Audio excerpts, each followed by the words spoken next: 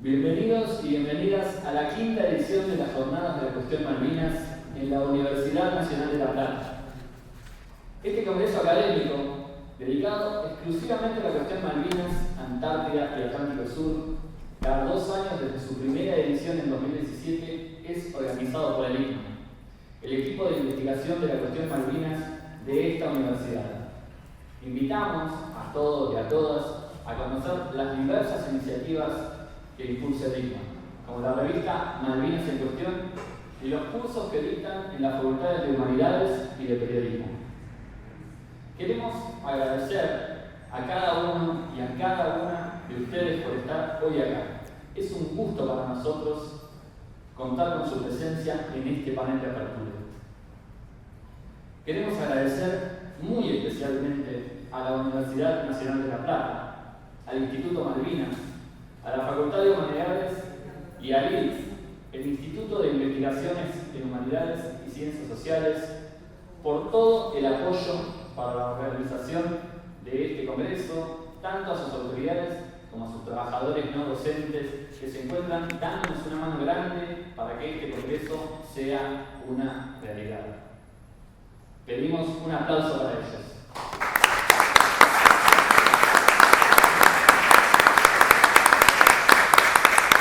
También queremos agradecer de todo corazón a cada investigador, a cada investigadora, a cada estudiante por presentar sus aportes. Junto con el intercambio y el debate colectivo en las mesas temáticas, sus trabajos son el corazón de estas jornadas. Especialmente valoramos a quienes han viajado. Sabemos lo difícil que es eso en esta coyuntura. Les agradecemos a todos por participar. Finalmente, queremos agradecer mucho a los integrantes del panel. Es un honor realmente contar con ustedes y con esta importante y necesaria investigación que demuestra una vez más que Malvinas está más vigente que nunca y que todavía es mucho lo que nos falta por investigar, conocer y debatir. Integran este panel de apertura Rosana Guber, antropóloga social e investigadora superior de CONICET; Héctor Pesey, veterano de la Guerra de Malvinas, magíster en defensa y profesor en la Universidad de la Defensa Nacional; y Luis Coll, arqueólogo del Instituto de las Culturas del CONICET y la Universidad de Buenos Aires. Ahora sí, sin más preámbulo, damos comienzo al panel de apertura de las quintas jornadas de la cuestión Malvinas en la UNLP. Con ustedes, Monte London, radiografía de una investigación. Rosana, le dejamos la palabra. Muchísimas gracias a EDICMA en la persona de Juan Sicilino, pero a todos los que integran EDICMA y que vienen promoviendo la investigación, el trabajo sobre Malvinas, Antártida y Atlántico Sur, año a año. Un año en las jornadas de Sociología de la Universidad Nacional de La Plata y un año aquí en el Centro Karakachov. Realmente es un trabajo muy intenso, muy continuado, muy sistemático, así que esperamos que siempre haya más investigación y también más debate.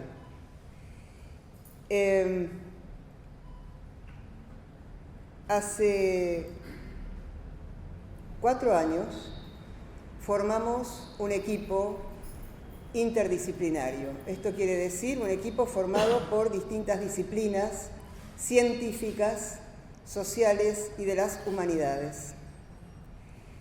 Desde una perspectiva de la antropología social, que ojalá vaya quedando clara en la primera parte de mi exposición, y como codirector un militar retirado largamente que además se dedica a la investigación del mundo militar y fundamentalmente de la Guerra de Malvinas. O sea que es investigador, ¿está bien? Que es Héctor Pesey. Una historiadora que es Alejandra Barrutia, que está en la primera fila, en la punta. que trabajó con documentos y con historia oral. Una colega antropóloga social, Jazmín Ojanian, que está del otro lado de la primera fila, y después van a integrarse al panel para conversar con ustedes, para discusiones, propuestas, preguntas, etc. Un doctor en ciencia de la comunicación, pero que se dedicó a hacer investigación sobre las políticas de Estado con respecto a los veteranos de guerra. El libro que él publicó en el año 2020 se llama ¿Qué hacer con los héroes? Y es un libro que revisa toda la legislación nacional, no municipal ni provincial, solo la nacional, de cómo se fue desarrollando desde el regreso hasta que él tuvo que cerrar la investigación por su doctorado en 2017. Eso se llama, él se llama Daniel Chao, y es un libro realmente muy interesante y muy único, porque compila y analiza toda la legislación, es decir, cómo se constituyen los veteranos de guerra de Malvinas como algo legislable, como una nueva figura, un nuevo perfil en la sociedad argentina y la sociedad política argentina, fundamentalmente, ¿no?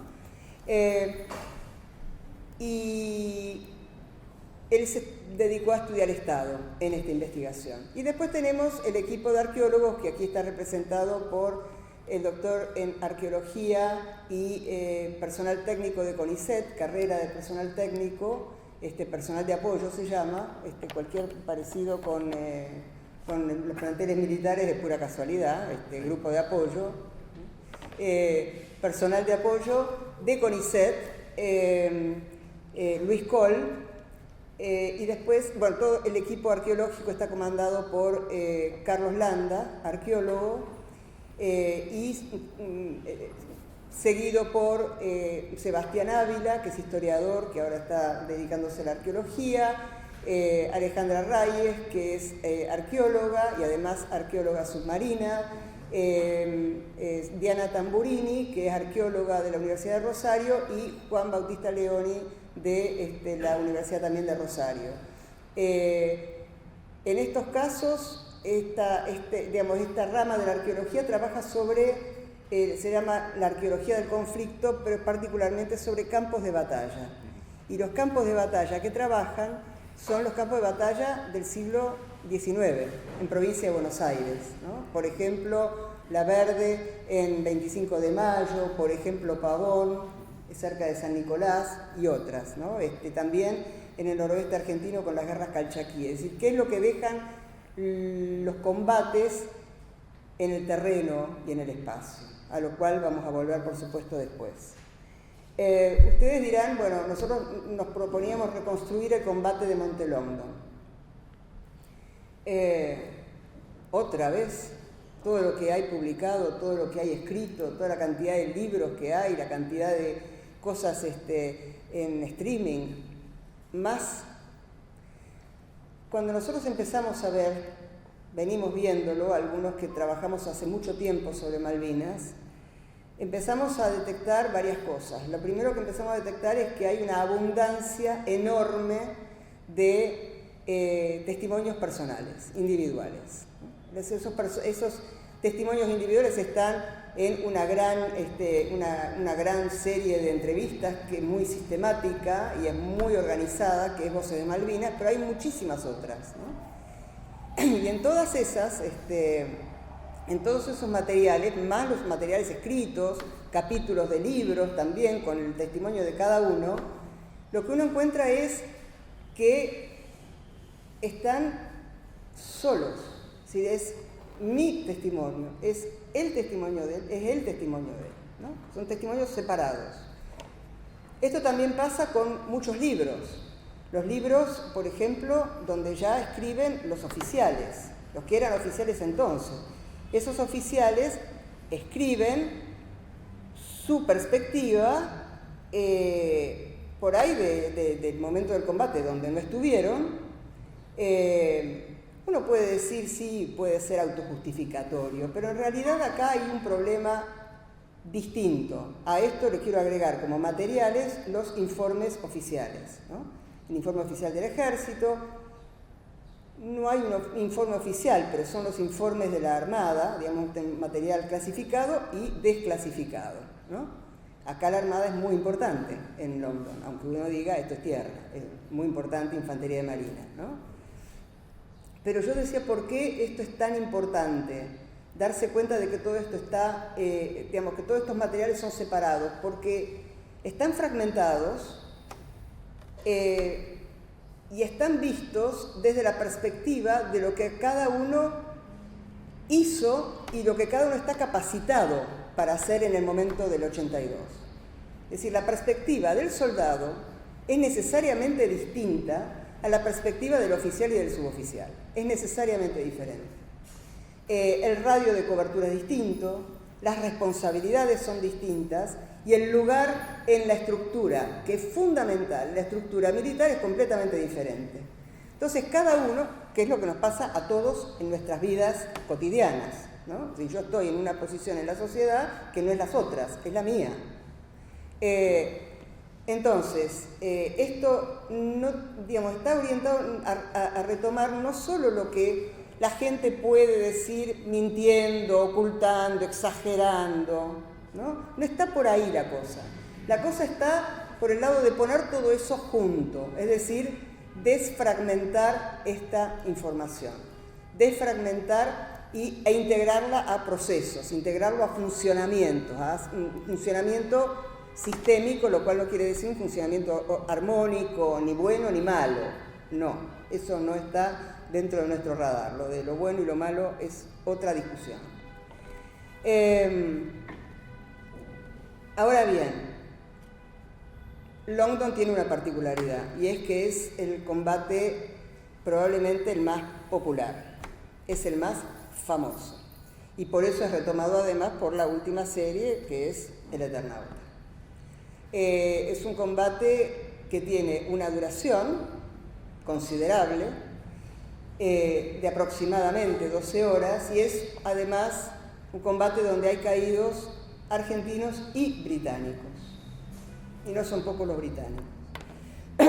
Entonces, además tenemos películas y además tenemos un remolcador que aparece en el año 92, que es el testimonio de el libro de Bramley, Regreso al infierno, donde retoma efectivamente lo que pasa en el combate de Monte Longdon, porque él estaba ahí, paracaidista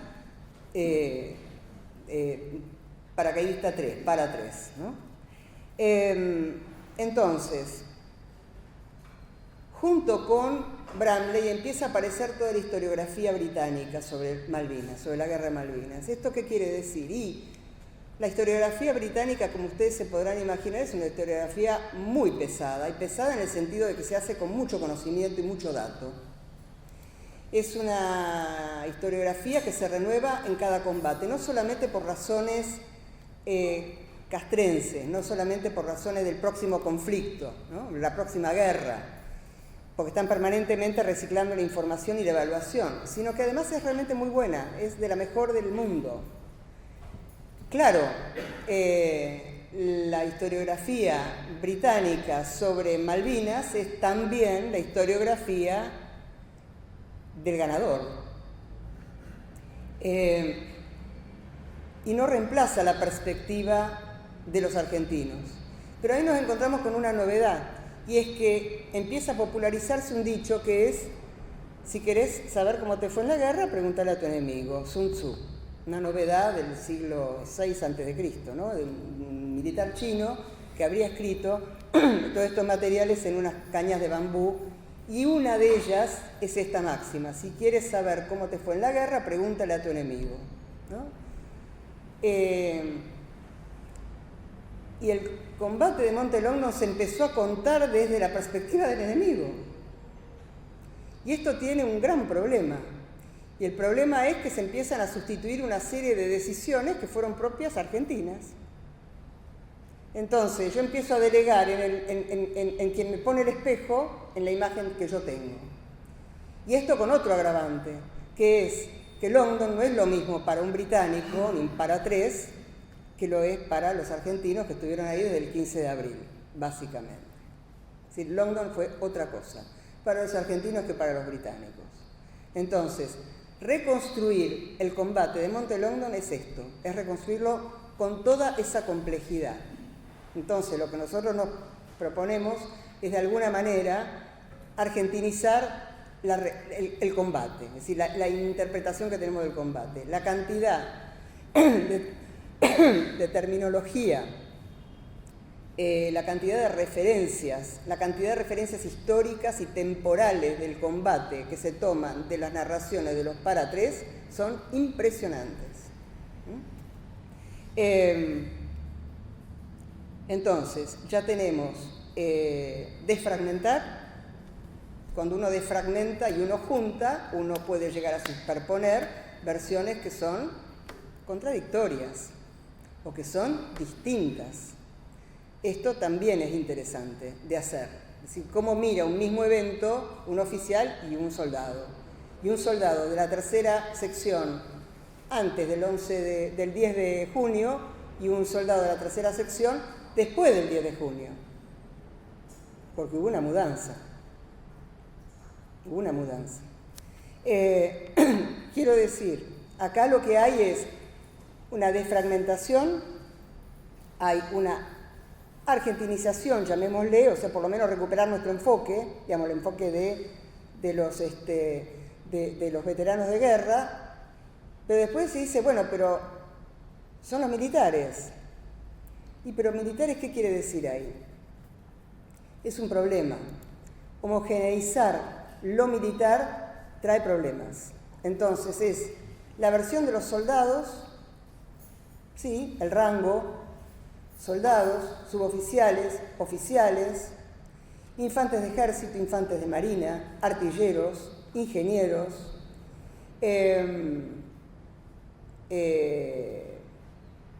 rangos, posiciones en el monte, condición física y moral.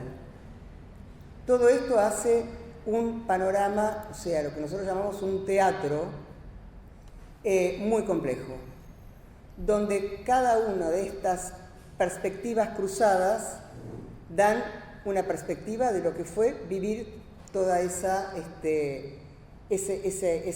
épica del 15 de abril, en realidad empezando antes, empezando el 2 de abril hasta el 11 de junio y más, hasta el 14, hasta que se van, hasta que llegan a La Plata. Lo último que quiero decir es, se suele decir que hay tantos Longdon como combatientes. Sí, pero hay grandes lineamientos que se pueden reconstruir. Y estas reconstrucciones son nuestro trabajo. Esta reintegración de esas versiones individuales en un funcionamiento general es nuestro trabajo como científicos sociales.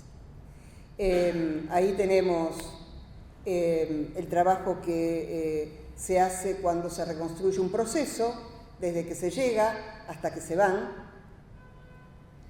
Hay todo un proceso, y es un proceso, si uno lo mira desde el auditorio, dice muy interesante, si no, se dice es un proceso durísimo. Y durísimo no solo por las condiciones meteorológicas, sino durísimo por decisiones argentinas. Pero además todo esto obedece a una estructura, que es la estructura militar jerárquica, donde hay rangos, donde hay formas de hacer las cosas en esa época histórica. Y finalmente está lo que los científicos sociales llamamos el orden de las prácticas, cómo cada uno se mueve en esa estructura, cómo la manipula y cómo en algún momento la desafía. Todo esto sin olvidar que estamos en una isla. Y de esa isla no se sale, salvo haciendo algunas cosas.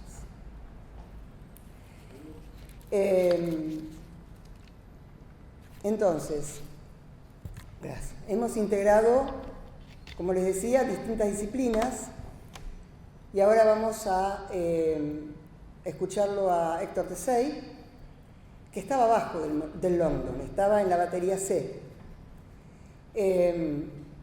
con la pregunta de ¿qué agrega en una investigación en ciencias sociales un especialista en estudios militares? Cosa que no es, para quienes no están en la academia, esto no es nada habitual. ¿Qué tiene para agregar un militar? ¿Y por qué meter a un militar en el trabajo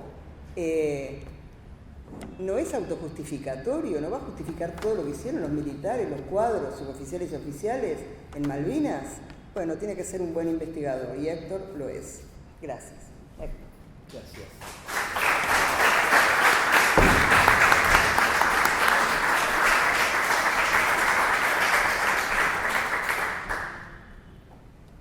Bueno, justamente ¿por qué incorporar a un investigador militar? Porque en lo personal yo vengo, más allá de mi condición de veterano, no infante sino artillero, no estuve en Longdon y no estuve en ningún combate cuerpo a cuerpo, sino que estuve en otra función propia del arma de apoyo de fuego, que es la artillería, pero yo me fui muy temprano del ejército, me fui en 1987 y después me dediqué a varias cosas hasta que en 2008 empecé a estudiar y empecé a preocuparme en serio por las cuestiones de Malvinas. Como muchos veteranos estuvimos, después que volvimos de la guerra, sacamos el enchufe, o nos sacaron el enchufe, porque nos sacaron el enchufe. Y en algún momento yo volví a enchufar. Entonces volví a pensar en Malvinas, eso pasó en 2008, estudié, accedí a algunas cátedras de mando y liderazgo en el Colegio Militar de la Nación, donde se forman los oficiales, y ahí empecé a preocuparme en serio por el problema del mando y del mando en combate, que no es cualquier mando. Hice un par de investigaciones en la Universidad de la Defensa Nacional, a las cuales escribe el Colegio Militar, sobre mando en combate, y hace 4 o 5 años coincidimos con Rosana en este tema. Longdon, el mando en combate, la logística, el evento bélico, ¿qué pasó? ¿Qué le aporto yo al equipo con la mirada militar? Bueno, le aporto primero haberme y seguir capacitándome y perfeccionándome en los saberes necesarios para intentar investigar, adquirir experiencia, pero lo más importante, creo yo, es aportarle una mirada crítica al trabajo, no una mirada contemplativa, ni autojustificatoria, ni ese tipo de cosas, sino ir a mirar críticamente. Eso es un tema para mí importante. Yo he escrito algunas cosas y hay poca gente del medio castrense que me lee, nadie me discute, no porque los ingenuos, sino porque no se dedican a discutir. Pero ese enfoque crítico se lo puse a esta investigación y es lo que Rosana valoró y destacó. Y lo segundo es que me interesa saber qué pasó en la guerra, porque el ejército argentino puntualmente no sabe lo que pasó en la guerra, porque no ha investigado la guerra. Entonces, siguen hablando de la guerra sin saber qué pasó. A mí me interesa saber qué pasó y creo que un nudo a desatar era justamente este combate, por todo lo que ya explicó Rosana. ¿Es necesaria la mirada militar? Sí, porque hay que comprender, entender una organización social y política compleja como son las Fuerzas Armadas y como es el Ejército, en particular, que era la masa de los elementos que estaban presentes en Monte Longdon en distintas configuraciones. Había infantes, había ingenieros, había artilleros, había cocineros, había enfermeros, había de todo. Hay que entender cómo funciona eso. Si no, uno cree que cualquiera que anda de verde con un fusil al hombro y un casco es un militar y son todos iguales. Y no somos todos iguales. Tienen distintas funciones, distintas presencias, distinto lugar, como dijo Rosana, distinta ubicación en el terreno, distinto armamento, distinto, para intentar armar, como dice la doctrina, como dicen los manuales y los reglamentos, un equipo que funcione en el terreno. O hay un equipo de rugby, hay un equipo de fútbol, o no, o hay un equipo de lo que sea, hay que armar un equipo. Y ese equipo debe ser liderado, no solamente debe tener un jefe. Líder militar no es lo mismo que el jefe militar. El jefe militar se nombra, tiene una potestad legal, jefe del Regimiento 7. Lo nombró el jefe del ejército y allá va el teniente coronel Jiménez, jefe del Regimiento 7. El tema es que ese jefe, una vez que asume la función y asume el comando, debe trabajar para transformarse en líder de esa organización. ¿Y quién designa al líder de la organización? Los integrantes de la organización. Un líder no se designa por un decreto. El liderazgo militar es una actitud moral y espiritual de un jefe que ha incidido tanto en su gente que su gente lo reconoce. ¿Cuál es la frase que mejor traduce esto? Cuando decimos, con ese voy a la guerra. ¿Y por qué voy a la guerra con ese? Porque con ese vale la pena ir a la guerra. Aunque suene raro que valga la pena ir a la guerra. Pero si tengo que ir, quiero ir con uno con quien valga la pena ir, no con cualquiera. Eso hay que entenderlo cuando encaramos esta investigación. Un jefe con el grado no alcanza, hay que tener un líder. El tema es cuántos líderes encontramos o no en esta investigación. Lo otro es algo que dijo Rosana, la autojustificación. En estos libros y en estos relatos que se han publicado y que están en Voces de Malvinas y en un montón de lugares, no solo se cuenta lo que cada uno hizo, sino que francamente cuesta escuchar una autocrítica. ¿Por qué cuesta escuchar una autocrítica? Porque como bien muestra el informe Rattenberg,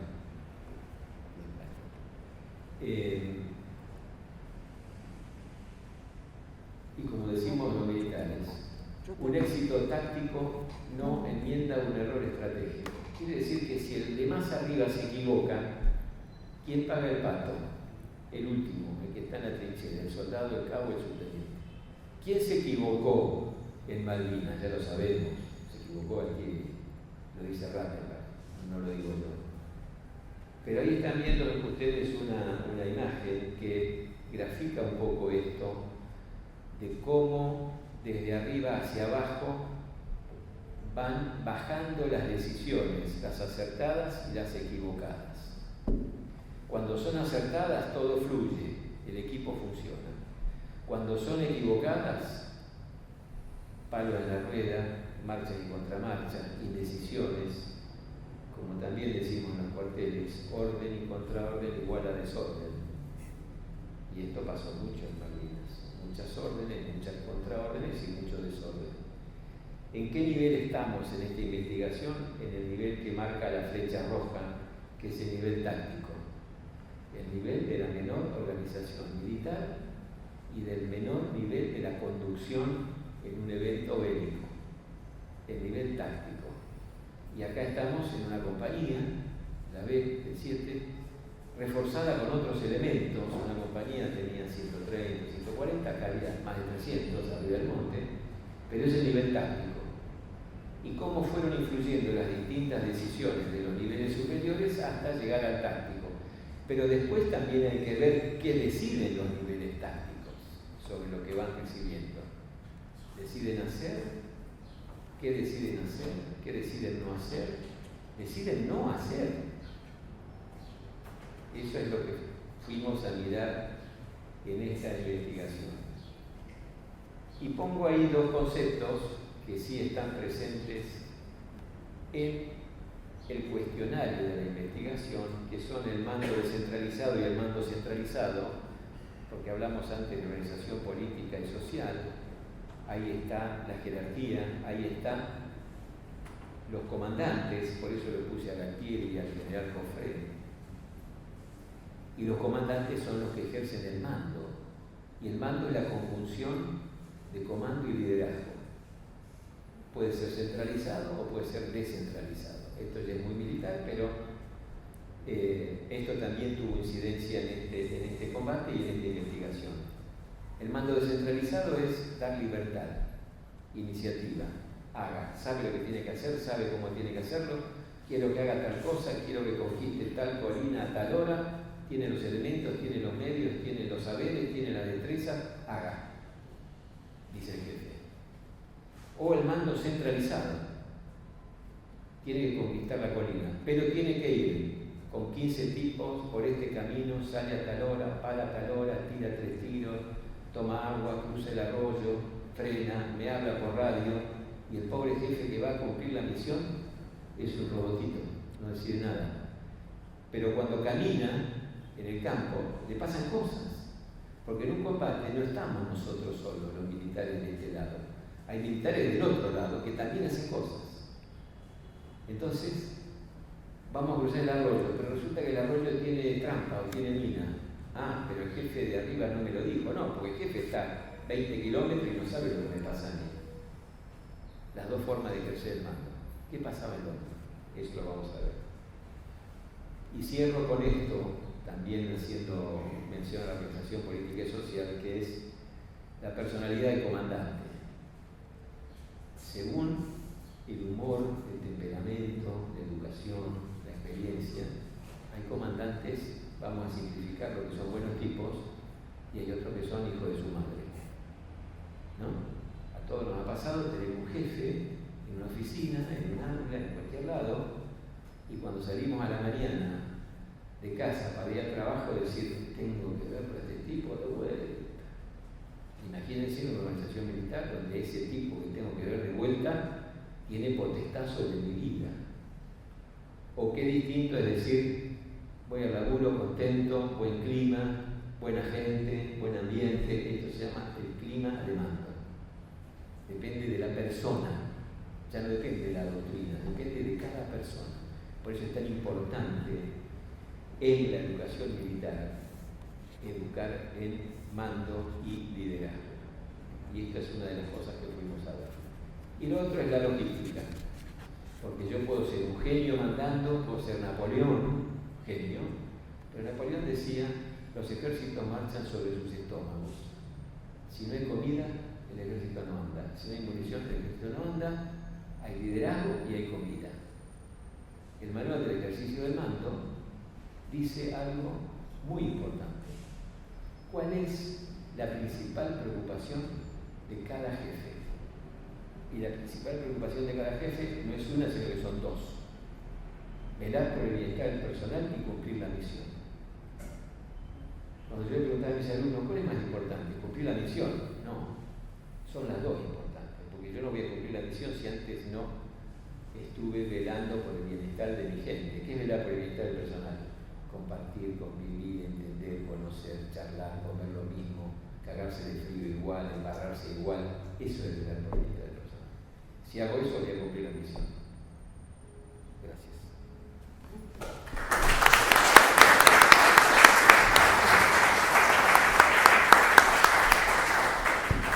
Vamos a ver qué hicieron los arqueólogos, vamos a ver por qué era importante que estuvieran ahí, por qué tuvieron que estar 12 horas por día ahí. Alguna vez fueron rescatados porque ya no se podía hacer absolutamente nada y el dron se negaba sistemáticamente a levantar vuelo por el viento que había. Y con el viento y del viento de todos los días, sin embargo, lograron hacer muchas de las imágenes que ustedes van a ver. Así que, ¿qué es lo que hicieron ahí? ¿Qué es lo que encontraron? ¿Y qué valor le dieron a lo que encontraron? Así que, Luis Col. Bueno, como bien dijo Rosana, hay varias preguntas en las cuales posicionó al equipo de arqueología este proyecto, ¿sí? Que se ganó bien y que lleva ya un tiempo en desarrollo. En el cual nosotros como arqueólogos, esa cuestión particular de la importancia de la espacialidad, los objetos, las cosas, era crucial. Pero Solo es crucial siempre y cuando tengamos el resto de la pata de nuestro equipo. ¿Qué quiere decir esto? Ale Barrutia, Yasmín, Daniel, Héctor, Rosana, también aquellos veteranos que nos acompañaron y nos enseñaron. Porque una cosa que hay que aclarar y hay que ser bien concisos, nosotros trabajamos campos de batalla en un inicio del siglo XIX, una dinámica y una perspectiva de un paisaje totalmente distinto, en la cual ya de por sí a los actores no los tenemos. ¿Sí? No tenemos los actores. Entonces, todo eso nos fue permitiendo ¿qué cosa? Ir armando, preparando y diseñar todo el proyecto, en la parte arqueológica, por supuesto. Siempre teniendo en cuenta el objetivo principal o general que marcan el director y el codirector, que era entender el mando y la logística, en este caso, del director. Cuando empezamos a trabajar, se realizaron muchas cuestiones, pero lo importante es que nosotros trabajamos, o siempre vamos a decir lo mismo, somos medios cuadrados. El arqueólogo es un cuadrado. ¿En qué sentido? Necesito medir, necesito el compás, necesito una estructura muy fija. Casi siempre los arqueólogos vamos todos en manada, es una cosa extraña, pero es así, somos bichos de comunidad. Si falta alguno, estamos sonados. Y eso lo que hizo fue ¿qué cosa? Fue empezar a desarrollar. ¿En qué hacíamos o qué desarrollábamos? Tomamos puntos de los distintos lugares, puntos de objetos, ahí van a ver que hay medias, de las vainas, ¿sí? De aquellos proyectiles servidos. Escalábamos, por ejemplo, y enumerábamos cada objeto. También los bombazos, registrábamos todo en papel, volvíamos a medir, fotos, se voló, con lo cual con esos vuelos que realizamos nos permitió ¿qué cosa?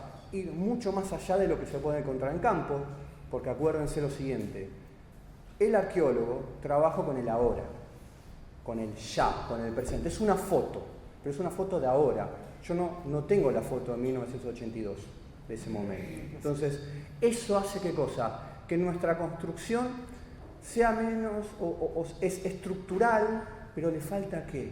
El alma, la carne, que eso es lo que nos va a estar dando después nuestros colegas. Pero sigamos avanzando un poquito más.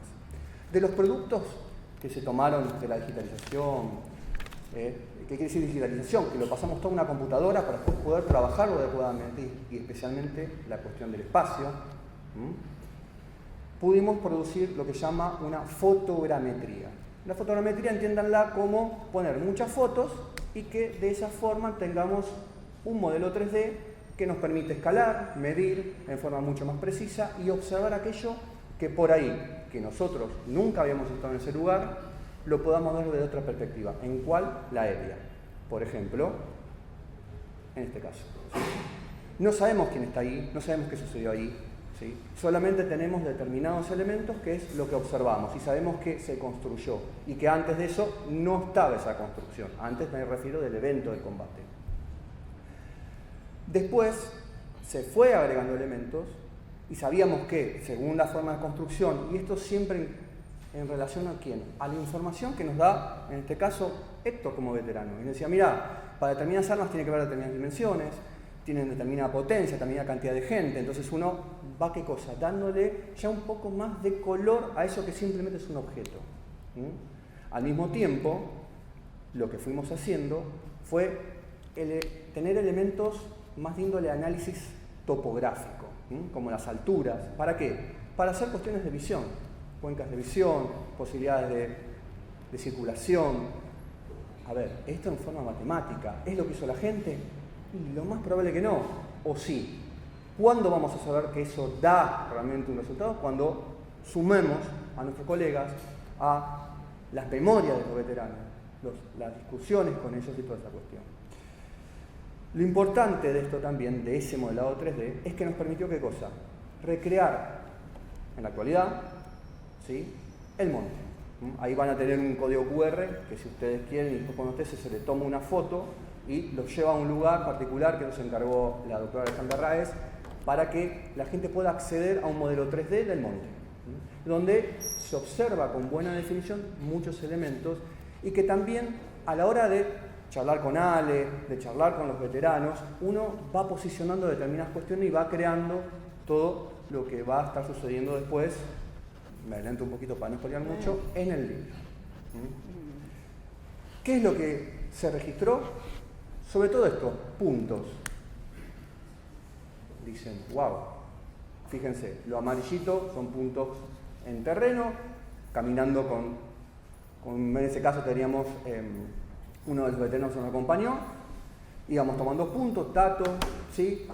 Pero habíamos tomado un diseño. Empezamos desde el oeste, donde ustedes van a ver que está la rampita. Acuérdense que esto es un mapa, tenemos 2D, con lo cual es un mapa escalado con la ortofoto, valga el chiste y la redundancia, que permite ¿qué cosa? Un escalado lo más preciso posible, ¿sí? Evitar la distorsión propia de una imagen. Explica escalado. Escalado es las dimensiones, ¿sí? Que sea una dimensión lo más representativa de la realidad en terreno. En la cual ustedes van a ver el inicio del monte, parte donde está la parte superior de la rampa y después, bueno, todo el contorno correspondiente.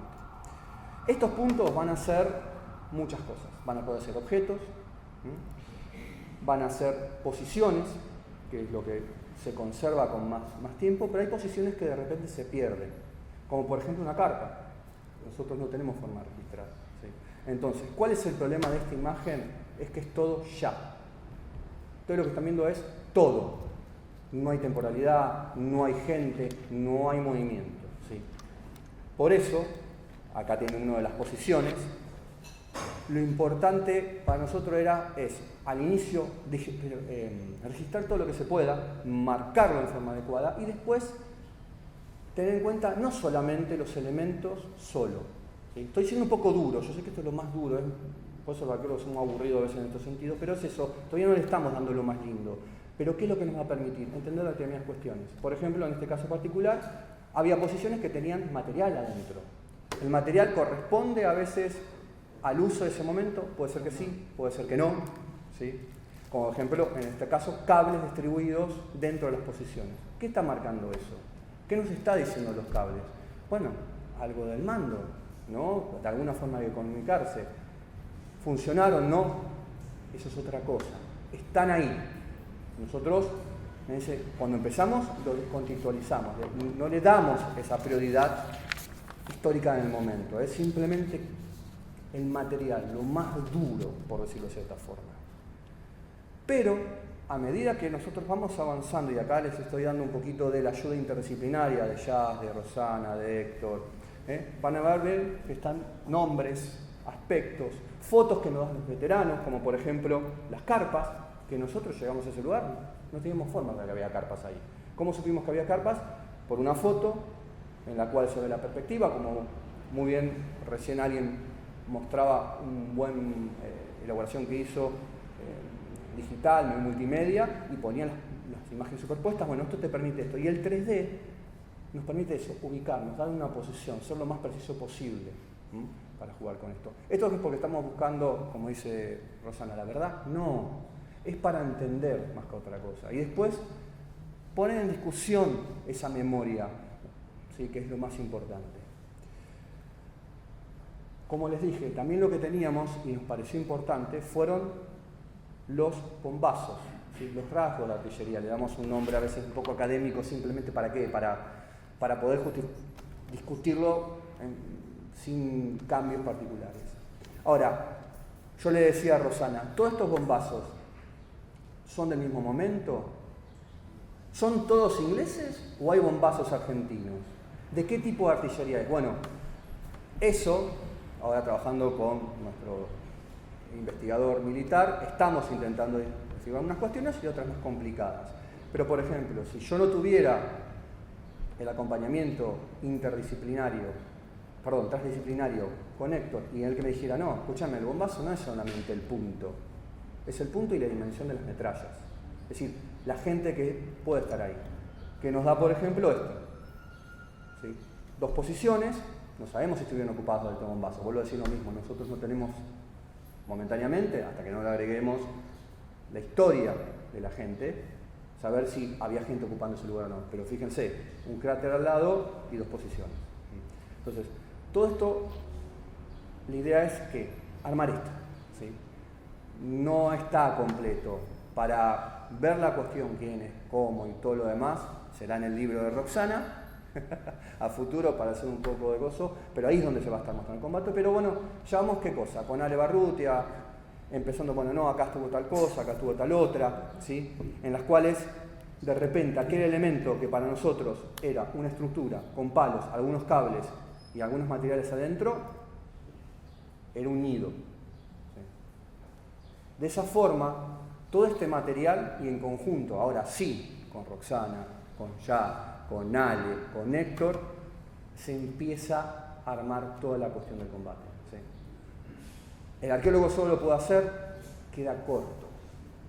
Solamente con este grupo interdisciplinario o transdisciplinar es que se puede estar haciendo esto. Si no, es muy difícil. Pero bueno, esto lo que intentamos nosotros es darle un basamento material. En el fondo es eso, que toque, y al mismo tiempo un registro que quede en el tiempo. ¿Por qué? Porque lo que va sucediendo cada vez que pasa el tiempo, el monte que nosotros registramos ya no es el monte de antes. ¿Sí? Y actualmente también se pueden estar corriendo las cosas, destruyendo. Entonces es una forma de registrar, de conservar, y a medida que se vaya agregando la memoria de la gente, las construcciones que estamos haciendo con los antropólogos y los historiadores, de ir dejando un registro cada vez mucho más fuerte sobre esto y que se conserve. Muchas gracias. No, por favor.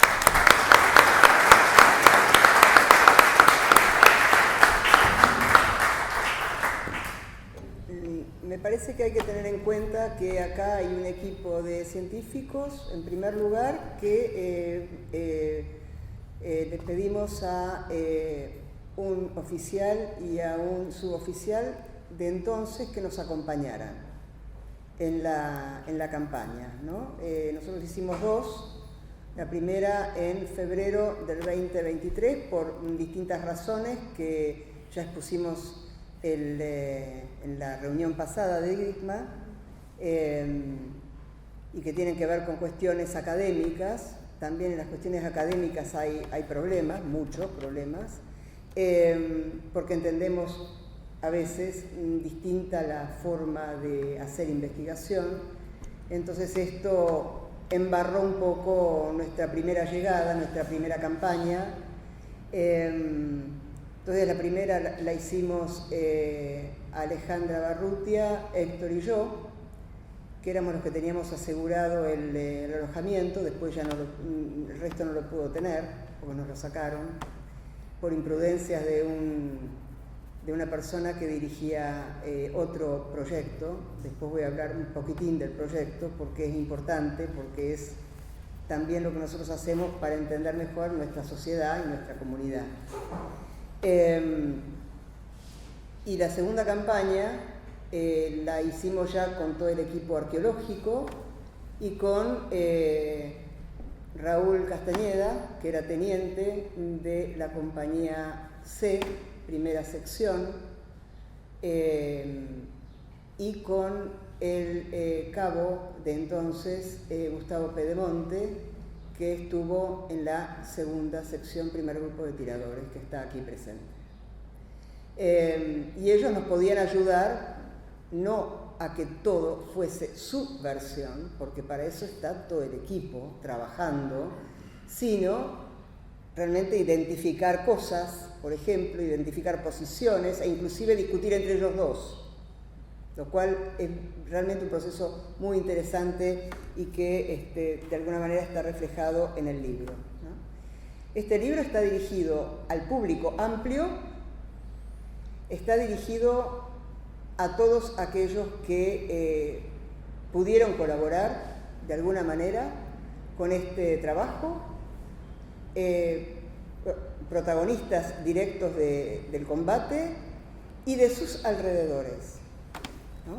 El combate de Monte Longdon no se hizo solo con o a pesar de la gente que estaba arriba, también la gente que estaba abajo. Y la gente que estaba abajo, sobre todo cerca, en el valle de Moody Brook, era muy importante. Entonces, ¿nosotros qué hicimos? Hicimos un libro que además está con material académico que tiene sus distintas vías, sus distintas utilizaciones, como por ejemplo para las discusiones de cómo se reconstruye un combate, una disciplina que viene reconstruyendo combates hace rato, y en general combates de otras épocas donde ya no tenés a nadie vivo, ni siquiera tenés escritos, ¿no? De esto hay alguna historia y alguna arqueología de combates realmente muy buena en la Argentina, así que traten de consultarla, la profesional. Les queremos contar un poco en qué consiste el libro. El libro se va a llamar Monte Longdon, el combate decisivo de la guerra de Malvinas. No es el definitivo, es el decisivo. No es el último, pero es decisivo. Ahí está el índice general, un índice de mapas, un índice de fotografías, un índice de cuadros, un índice de figuras. O sea, hay mucho material de origen en esta construcción del libro. Y los agradecimientos y reconocimientos. Y después viene la introducción. La introducción tiene 4 preguntas, que es: ¿qué fue Longdon? ¿Por qué Longdon? ¿Qué es reconstruir Longdon en general y qué es reconstruirlo después de 40 años? Donde tanto al ambiente, al paisaje, al monte, como a las personas nos pasan muchísimas cosas, y más en Argentina. Y después tenemos las 3 partes, que son 3 partes donde se describe y se arma un argumento. Y ese argumento lleva como títulos Montando el escenario, Se corre el telón y Gran final. Esto es un escenario bélico, un teatro de operaciones, un teatro táctico, y el Longdon es su escenario principal.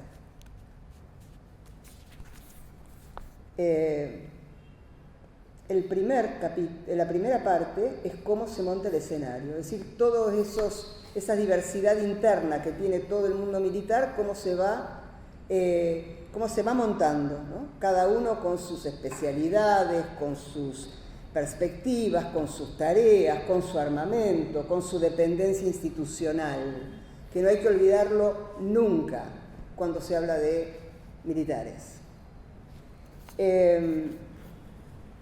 El primer capítulo tiene la expresión del Tano Fiorevelo, tácate Malvinas, cuando él dice, cuando se entera. Los infantes caminan y cargan, que es el trayecto desde el aeropuerto hasta cuando van a subir, no subieron todavía. El tercero, hacerse un lugar, es llegar, ser distribuidos y hacer su lugar. El capítulo 4 está hecho en base a el que era el oficial de arsenales, Jesús Martín, subteniente, que es el que trae, por ejemplo, las cocinas y armamento pesado por barco en el Formosa.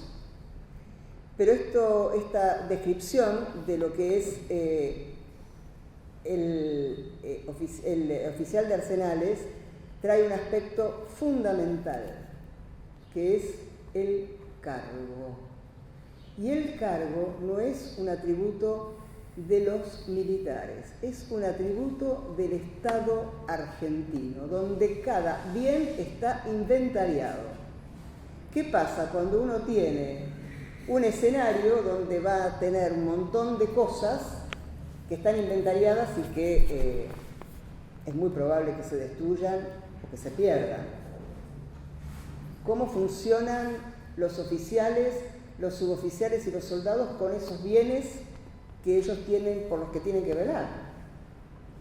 ¿Y qué pasa con las que no funcionan? Que es uno de los grandes dichos de la guerra, ¿no? Estaban con armas que no funcionaban. Algunos sí, unos no. Pero los que no, ¿qué pasa con eso? Es un capítulo realmente clave y muy novedoso. El capítulo 5 son las morochas y los efectos clase 1, que son los alimentos, todo lo que tiene que ver con el establecimiento de dónde está el rancho, dónde está el oficial de intendencia, cómo está previsto que circule. Es decir, es montar el escenario. El loco, que era el sargento Espisoco, como lo llamaban, el loco, la gente de sanidad, los doctorcitos de sanidad, que habla de sanidad, de cómo se despliega sanidad desde el hospital militar en Puerto Argentino, los puestos de socorro primario, puestos de socorro central en el valle de Moody Brook y finalmente los puestos de socorro primario arriba. ¿Quiénes están ahí? ¿Cómo es eso? El jefe en su punto fuerte es el capítulo 7 y es lo que llamamos en el libro el centro. Es el centro político, militar, administrativo, logístico y sanitario del Monte Longo. Ahí están las jefaturas. Y finalmente los otros infantes. Aparecen unos infantes que no son los infantes de ejército, son infantes de marina y que están con las ametralladoras 12,7 como la que aparecía nevada en una de tus imágenes, ¿no? Son otra cosa. ¿Qué otra cosa son? ¿Cuán otra cosa son? Esta es la primera parte. Se montó el escenario y entonces ahora viene 1 de mayo. Y desde el 1 de mayo la historia empieza a ser otra, hasta el 11 de junio a la noche. Esto es, se corre el telón, empieza la función, ¿y qué pasa con el escenario?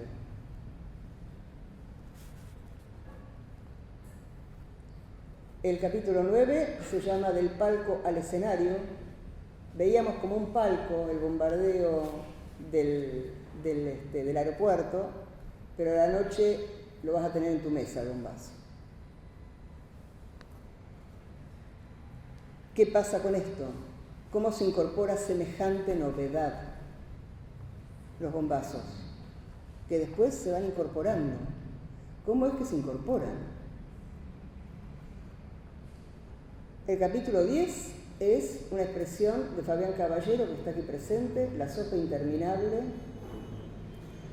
y las bandas de cazadores recolectores, que es lo que fueron, en lo que terminaron reorganizándose.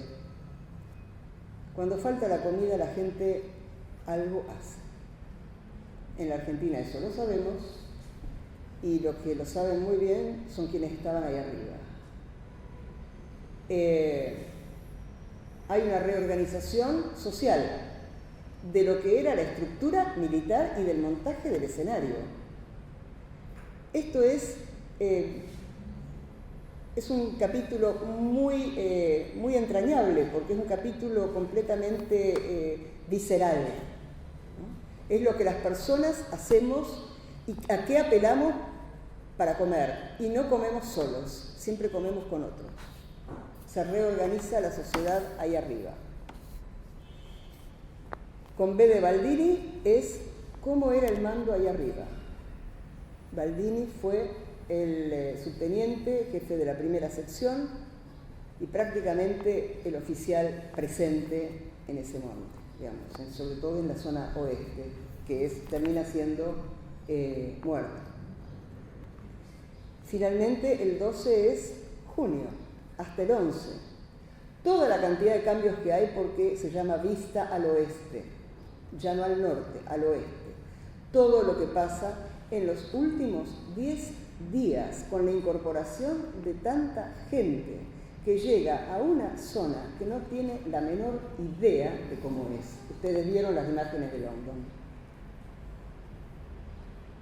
¿Por dónde transito? ¿Por dónde camino? ¿Por dónde bajo? ¿Por dónde me repliego? ¿Qué hago? Viene la tercera parte es la noche y después. El capítulo 13 es cómo incorporo la novedad de que los ingleses están acá y que yo escucho hablar en inglés desde adentro de una carpa o de adentro de mi covacha, de adentro de mi posición. ¿Qué es eso? están acá, están acá, están acá. ¿Cómo se incorpora esa novedad? Los infiernos del combate es el próximo capítulo, donde están las acciones armadas, no individualizadas en algunas personas, pero no pasando revista por todas las posiciones. Primero porque es algo absolutamente, o sea, es algo que los protagonistas necesitan para sentir que fueron retomados por la historia. Pero en verdad uno revienta al lector. Uno no puede poner en una secuencia narrativa a todo el mundo actuando al mismo tiempo, esto es absolutamente inseguible. Pero hay gente que tiene una posición, una capacidad expresiva que permite entender qué está pasando, ¿no? Entonces esto no es un censo, esto es una descripción cualitativa que elige determinar. Por supuesto que la gente que viene viviendo estos 40 años de posguerra tiene muchísimos mejores ejemplos. No son ejemplos, son los elementos que cada uno aporta. Algunos se nos los menciona y a otros no se los menciona porque no quieren saber nada. Pero son los elementos con los cuales se arma un panorama y se arma un proceso. Si no es solamente la foto, sino que es todo un proceso.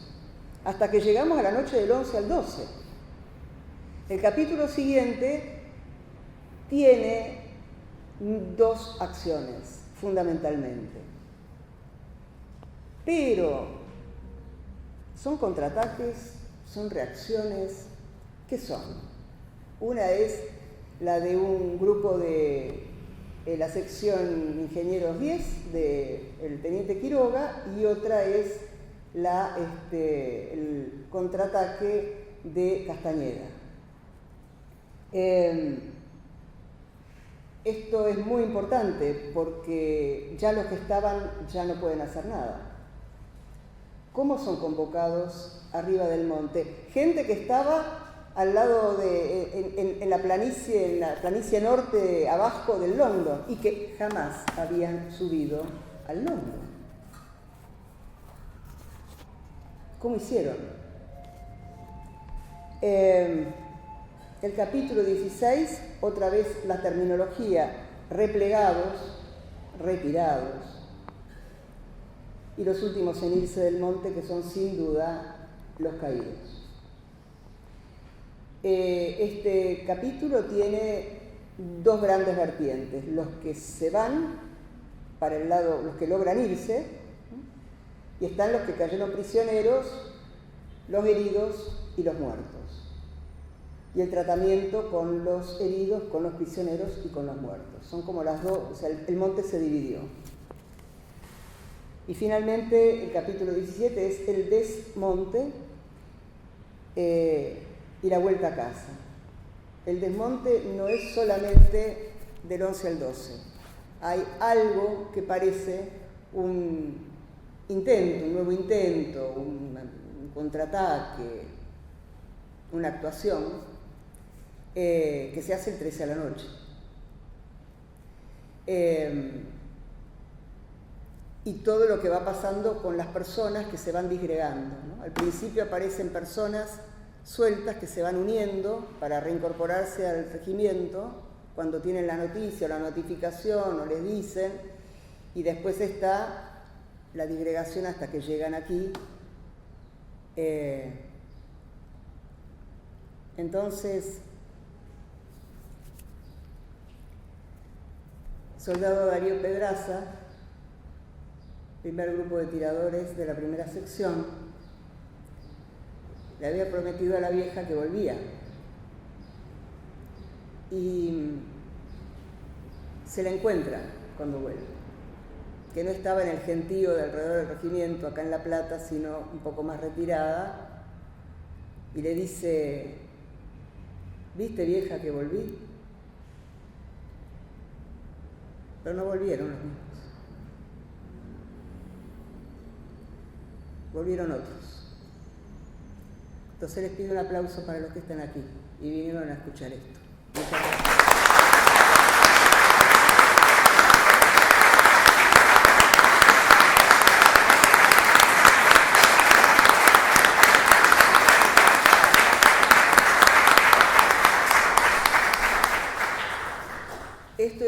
investigación científica. La ciencia no borra la emoción, se apropia de la emoción, pero esto es una investigación científica. No pretende quedar bien absolutamente con nadie y fue posible gracias a los proyectos de investigación en ciencia y tecnología orientados a Malvinas que se largaron en el año 2021 y de los cuales sacamos uno de los 7 proyectos, el único era sobre la guerra. Esos proyectos en este momento fueron discontinuados. Estos proyectos, junto con la Agencia de Promoción Científica y Tecnológica de la entonces Secretaría de Ciencia y Técnica, fue inaugurado, fue fundado en los 90, en el gobierno de Menem. Fíjense cómo son las cosas. Le agradecemos a la ciencia argentina, la llevamos adelante como podemos, pero la llevamos adelante con una excelente calidad. Vamos a seguir y vamos a recuperar la ciencia a donde se nos quede. Muchas gracias.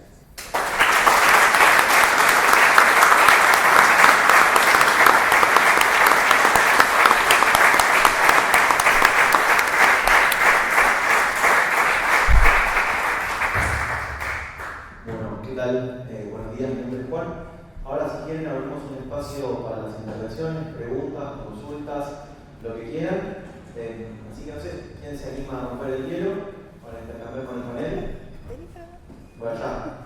¿Tienen ganas de acercarse?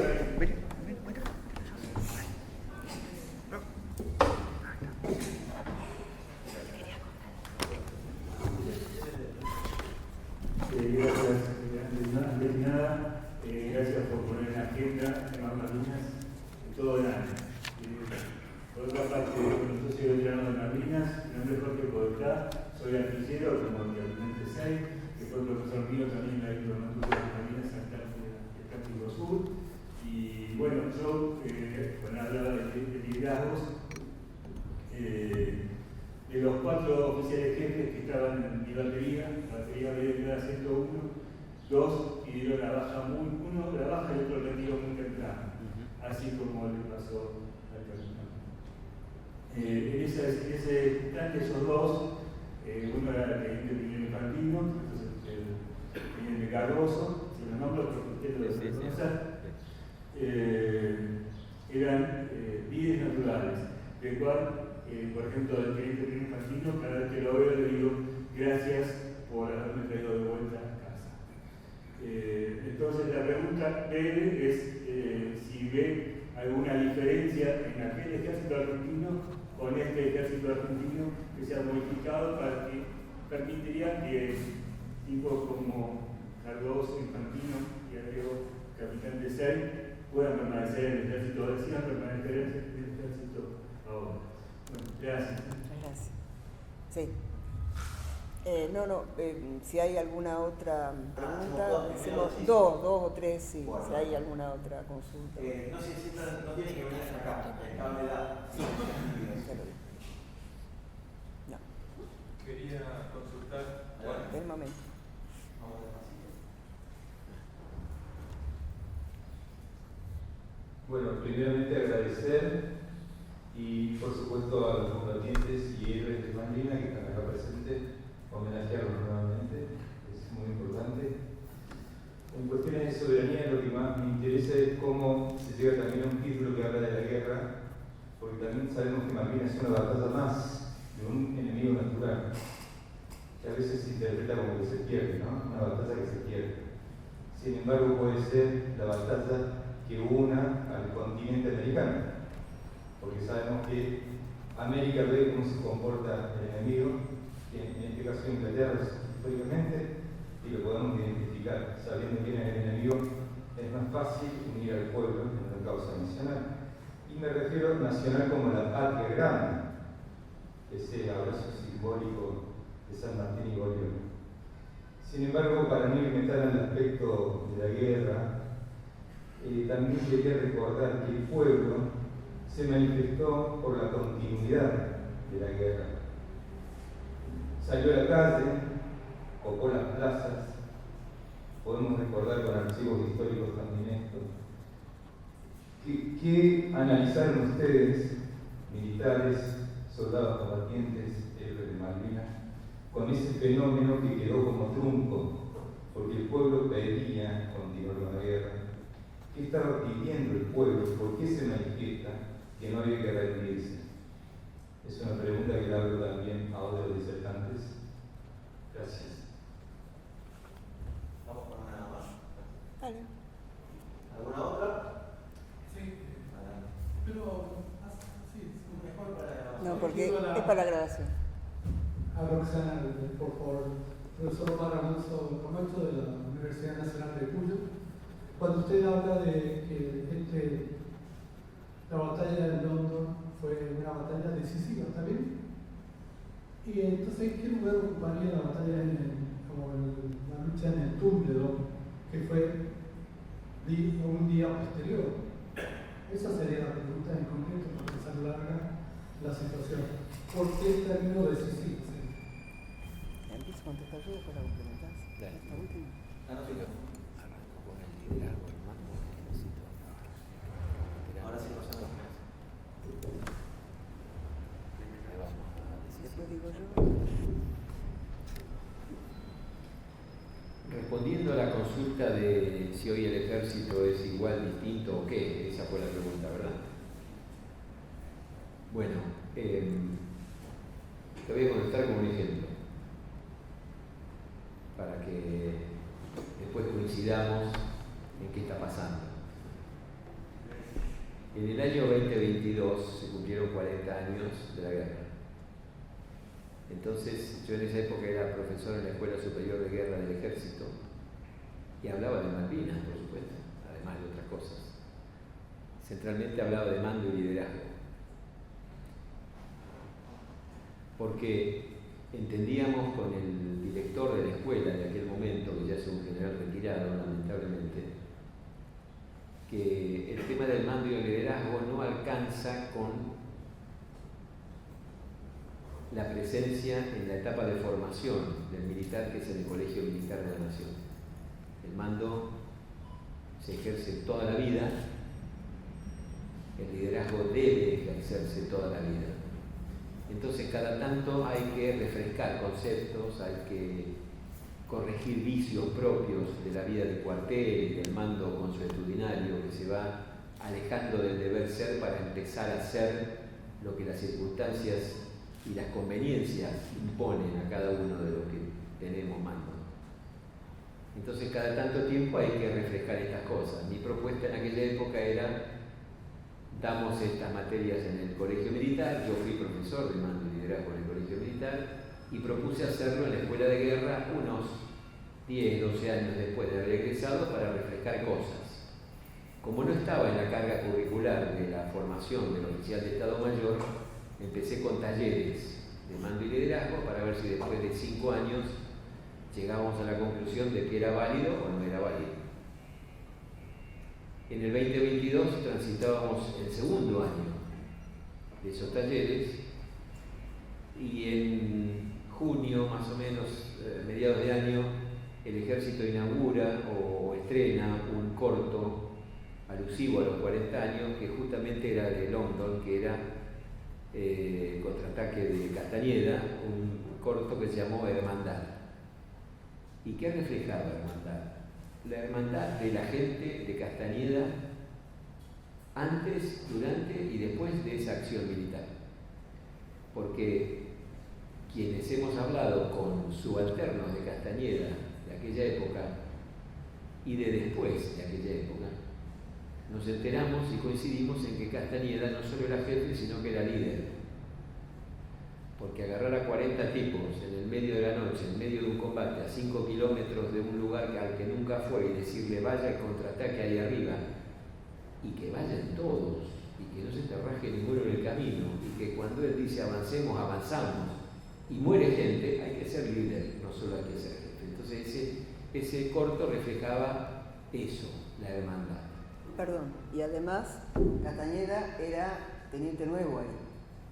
Había empezado en febrero. Entonces, cuando termina estaba Castañeda presente en la escuela de guerra, estaba el cabo Arribas y estaba el soldado Luzardo. termina la exposición y un general toma el micrófono y, como hace Juan, dice: bueno, ¿quién quiere hacer alguna pregunta? Yo levanté la mano. Yo estaba sentado 2 sillas atrás del jefe del ejército. Entonces levanté la mano, me dio el micrófono y le pregunté a Castañeda. Digo: coronel Castañeda, desde aquella noche, cuando usted protagonizó este contraataque con su gente, hasta el día de hoy, 40 años después, ¿cuántas veces lo convocó el ejército argentino en forma institucional y le dijo: siéntese y escriba sus experiencias, sus enseñanzas? No charlas, no al colegio, no en el seminario, no. Institucionalmente, el ejército tiene en su Estado Mayor un departamento que es Departamento de Organización y Doctrina, que es donde se elabora la doctrina, o se corrige, o se modifica. ¿Cuántas veces lo llamaron ahí? Y Castañeda me dice: nunca mi capitán. El jefe del ejército se dio vuelta, me miró, no dijo nada. Terminó el evento, salimos a tomar un café afuera, viene el ayudante del general Pereda y me dice: mi capitán, ¿puede acercarse? Que general Pereda quiere hablar con usted. Sí, cómo no.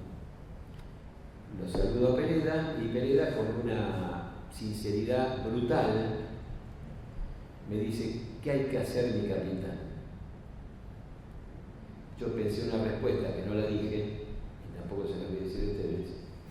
Y la otra que pensé fue: vea, Pereda, una de las cosas que hay que hacer ya es actualizar el manual del ejercicio del mando. Porque el manual actual, año 2022, es el que yo usé siendo cadete del Liceo Militar en los años 60, el manual era de 1968.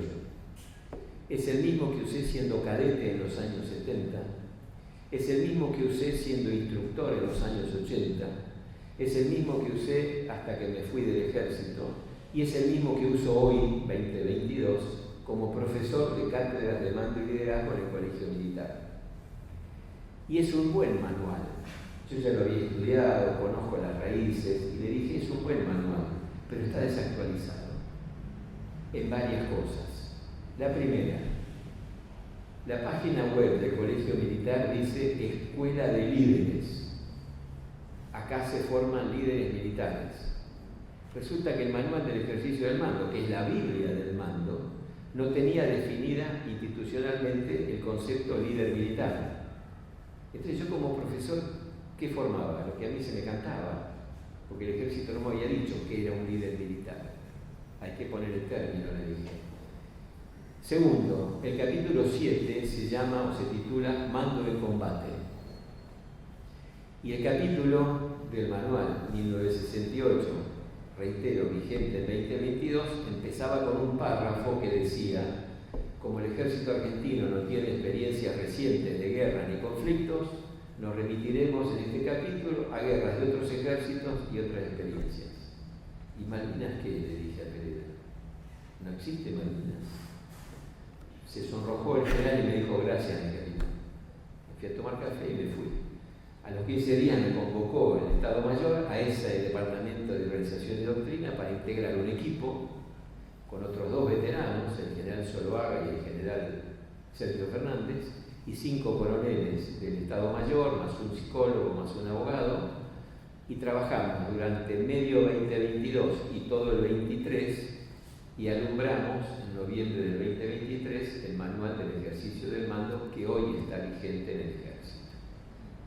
Es decir, 40 años después, por una iniciativa individual, se hizo. No se le ocurrió al ejército. No se le ocurrió al ejército. Cierro. El ejército no investiga la guerra, les dije hace un rato. El ejército no investiga la guerra, y lo sé, porque estuve en el ejército. El ejército no conoce el informe Rattenbach. No se estudia el informe Rattenbach. La entonces presidente Cristina Kirchner dijo: hoy el Estado democrático, después de 30 años. No, el Estado democrático no. Fue otra iniciativa individual desclasificar el Rattenberg. Y no me hago el canchero. Yo inicié la desclasificación del informe Rattenberg. Entonces, el Estado argentino no quiere conocer la guerra, el ejército no quiere conocer la guerra. ¿Cómo está el ejército hoy? Te dejo a vos la respuesta.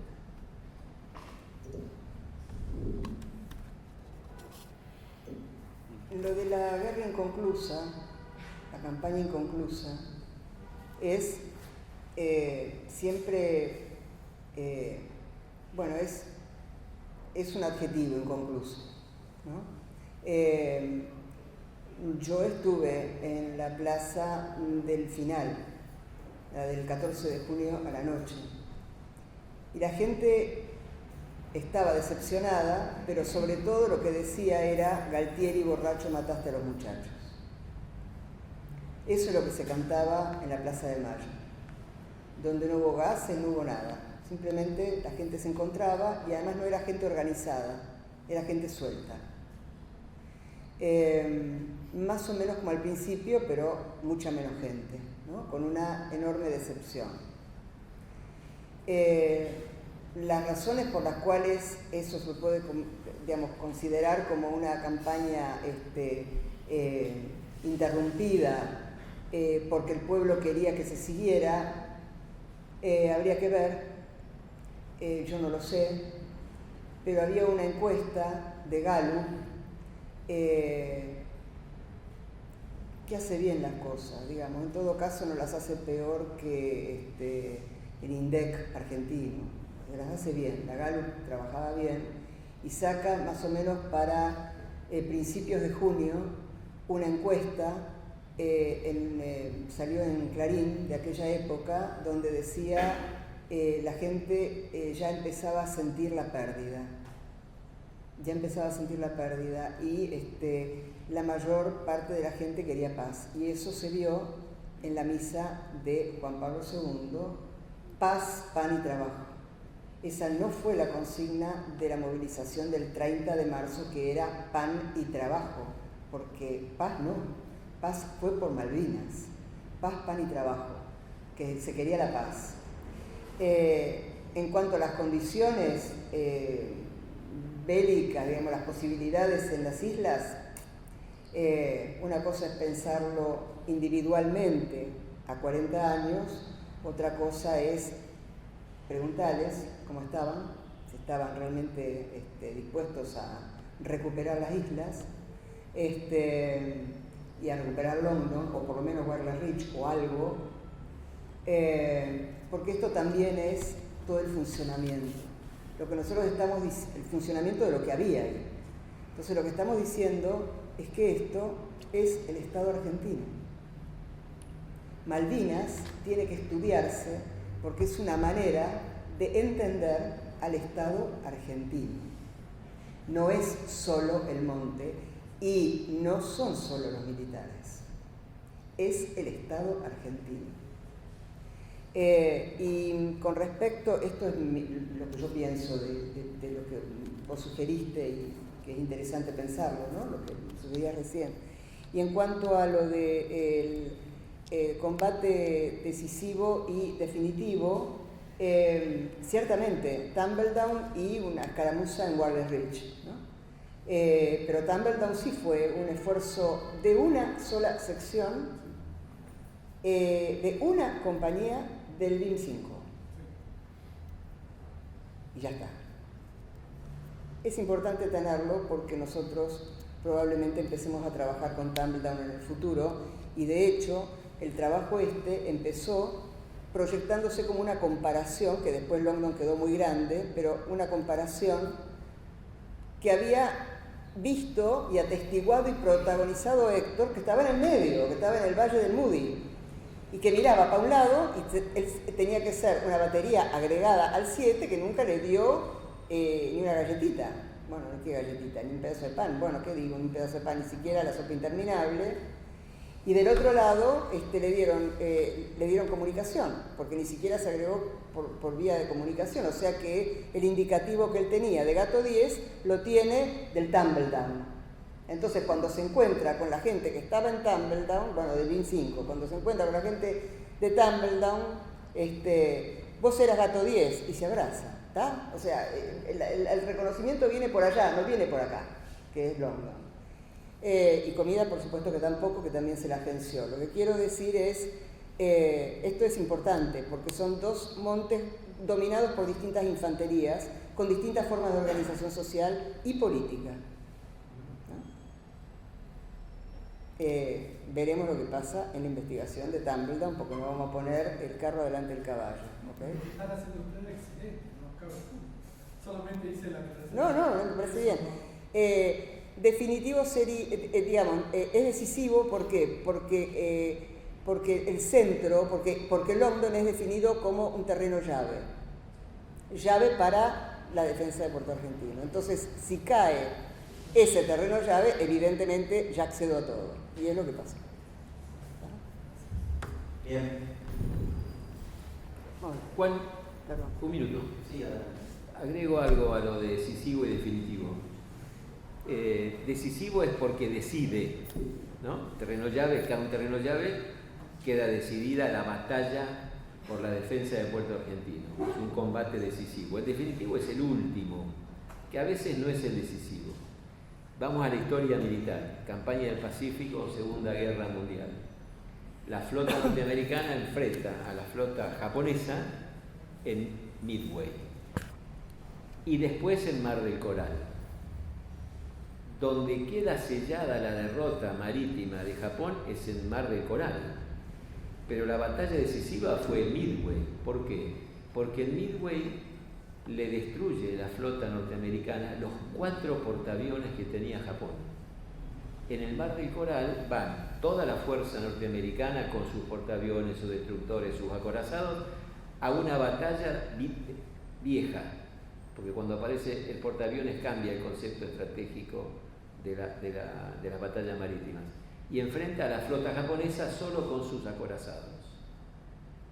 Es derrotada nuevamente la flota en Mar del Coral y queda sellado el futuro de Japón, digamos. Pero la batalla decisiva fue la anterior, cuando se quedó sin los 4 portaaviones. London es decisivo porque cae un terreno llave que, si se hubiera podido mantener, estoy contrafáctico, hubiera sido otra cosa.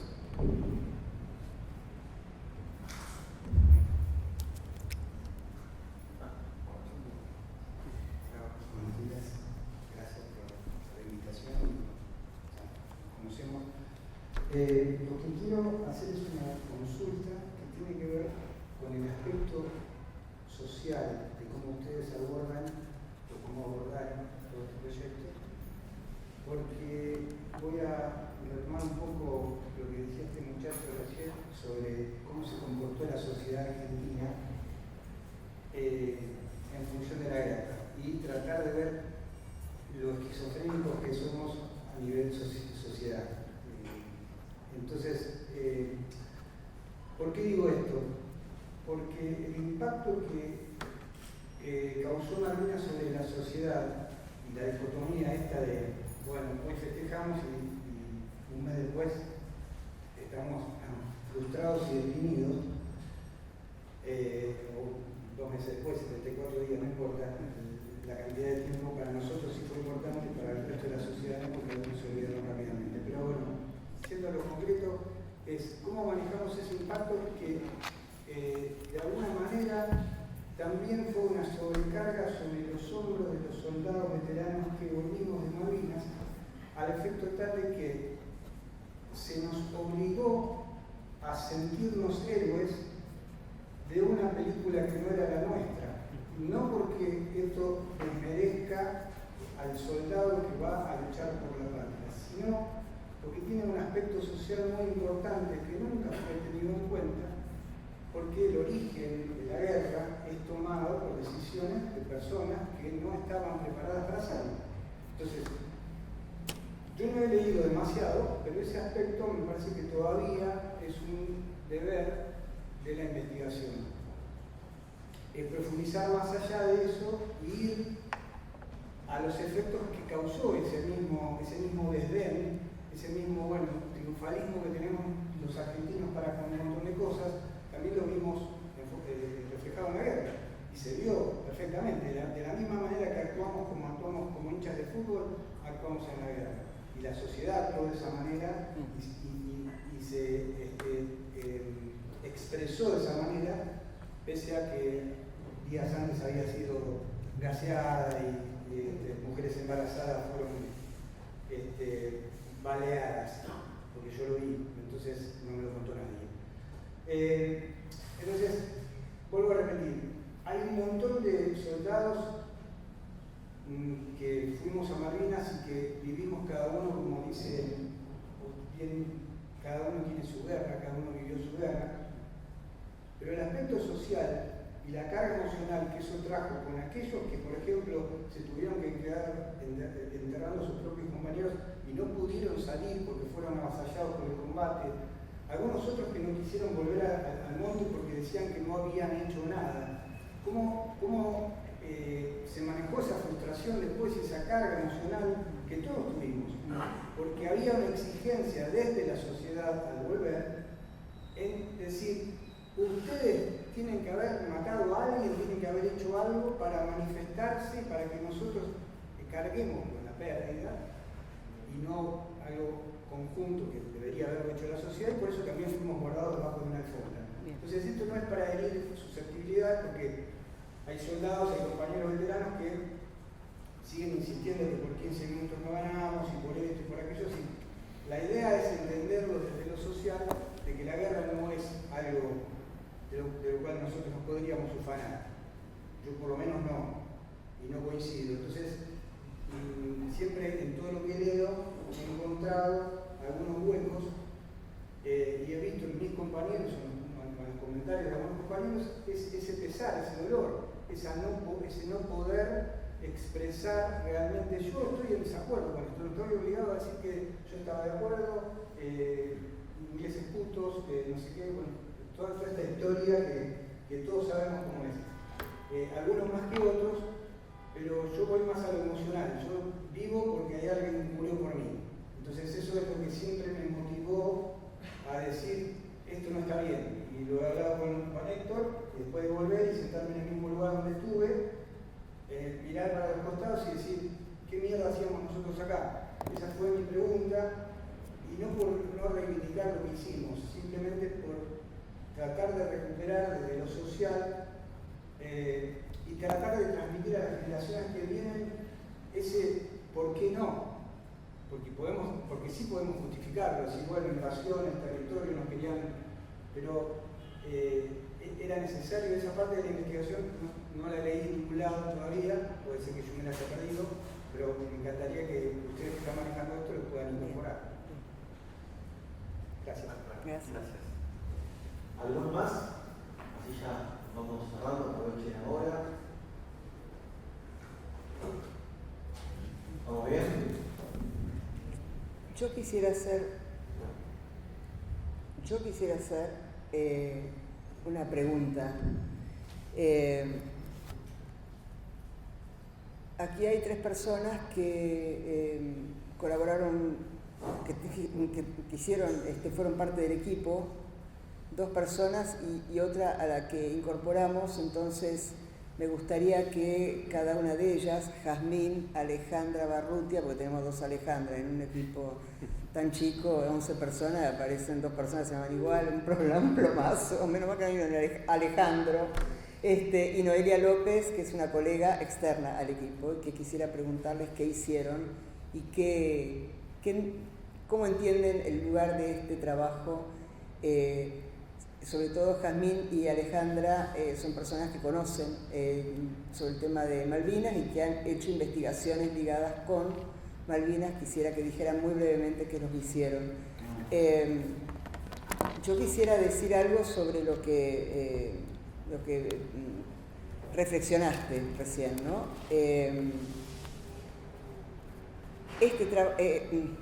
Lo entiendo como un pedido a la gente de Ciencias Sociales. Explíquenme qué carajo pasa con la sociedad argentina. Esa fue, obviamente no fue la respuesta a tu pregunta, pero trataba de entender qué era esta nueva figura de los soldados que habían protagonizado una guerra internacional en la Argentina por primera vez en la época, digamos, en el siglo XX, que eran ustedes. ¿Sí? volvieron y ¿qué? Esto fue mi tesis doctoral, se llama De chicos a veteranos. Y ahí en ese trabajo, donde todo lo que tenía que ver con Malvinas me concernía, con lo cual me transformé en una especie de urraca coleccionista de cosas, y ya no sé qué hacer con tanto papel, ahí lo conocí a Pedemonte, ¿no? En Corrientes, yo andaba por Corrientes, por Chaco, La Plata, Gran Buenos Aires capital. 91, sí, yo empecé en el 89. Y ese trabajo fue un trabajo muy intenso porque además yo no entendía absolutamente nada de la cuestión militar. Cuando yo decía en mi presentación hay que darle bola a la estructura, hay que darle bola a la estructura, a la institución, y en el momento aquel a una institución del Estado que se apropió del Estado y del gobierno, que no es cualquier cosa. Eso tiene muchísimo que ver con lo que vos decís, porque en el momento en el que sucede lo que sucede y empieza el desbande o el regreso, o como lo quieran llamar, o la reintegración, como lo quieran llamar, en realidad lo que uno se encuentra es con